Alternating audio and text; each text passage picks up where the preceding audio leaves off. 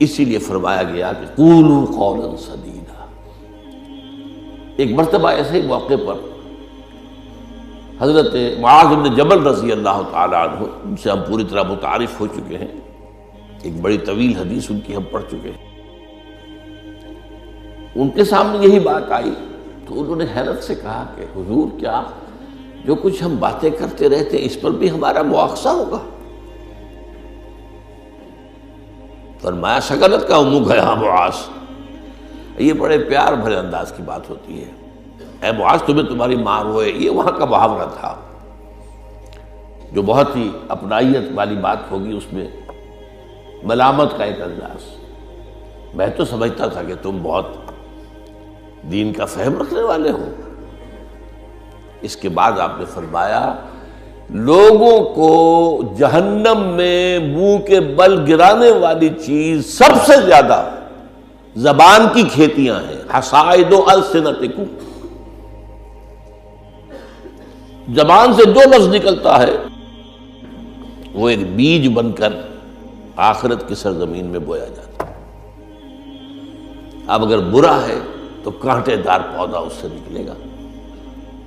جھاڑ جھکاڑ، اور یہ تمہیں جا کر پھر کاٹنا ہوگا قیامت کے اندر۔ حصائد اس کو کہتے ہیں کھیتی کا کاٹنا جو ہوتا ہے، حب الحصید۔ دو قسم کی نباتات زمین پر ہیں، ایک تو وہ جو پودا اور درخت موجود رہتا ہے، پھل آپ اتار لیتے ہیں، اگلے سال پھر پھل آ گیا، پودا وہی کا وہی ہے، اور ایک وہ فصل ہوتی ہے گندم کی ہے، چاول کی ہے، گنے کی، وہ آپ نے کاٹ لی، اس کو کہتے ہیں حصید۔ حصائد السنتکم، تمہارے زبانوں کی بوئی ہوئی جو کھیتیاں ہیں، سب سے بڑھ کر جہنم میں گرانے والی شے وہ ہے۔ اسی میں بلکہ ایک ذرا اور حدیث بھی ہے، ذرا اس میں حیا کا پہلو مانے ہوتا ہے بیان کرنے میں، لیکن حدیث نبوی ہے، حکمت کا بہت بڑا خزانہ ہے۔ آپ نے فرمایا مسلمانوں مجھے تم دو باتوں کی ضمانت دے دو کہ تمہارے دو عضو جو بہت ہی چھوٹے چھوٹے سے، ان کا غلط استعمال نہیں ہوگا، جنت کی ضمانت میں دیتا ہوں۔ اب دیکھیے کوئی 2 من وزن ہے، 1.5 من ہے، 2 من سے بھی زائد ہے، اب اس میں 2 عضو ہیں، ایک زبان اور ایک شرمگاہ، ان 2 کی ضمانت مجھے دے دو کہ ان کا غلط استعمال نہیں ہوگا۔ باقی پورا جسم جو ہے، اس کی جو بھی حرکات و سکنات ہیں، ان کی گویا کہ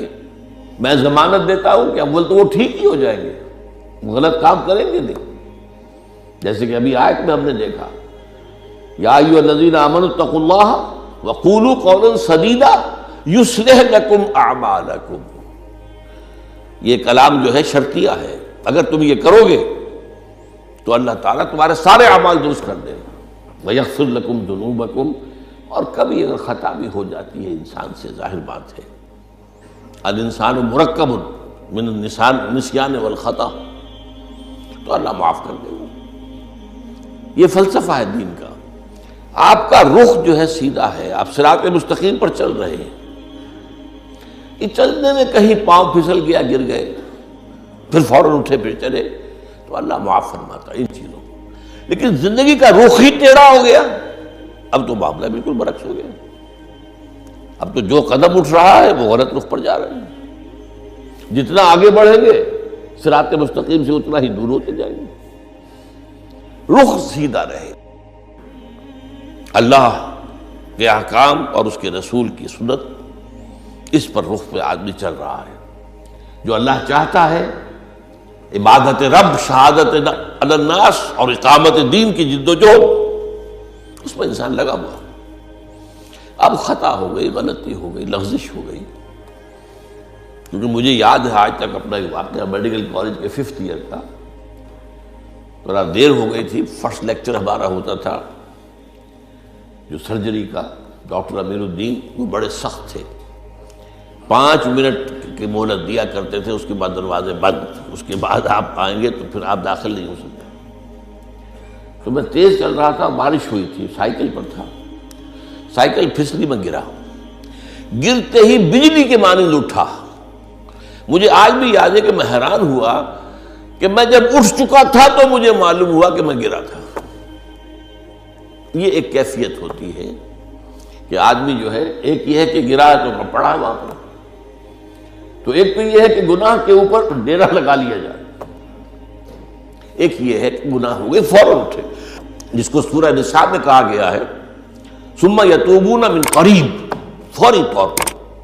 اگر توبہ کر لے تو اللہ تعالیٰ لازماً انما التوبۃ علی اللہ للذین یعملون السیئات ثم یتوبون من قریب،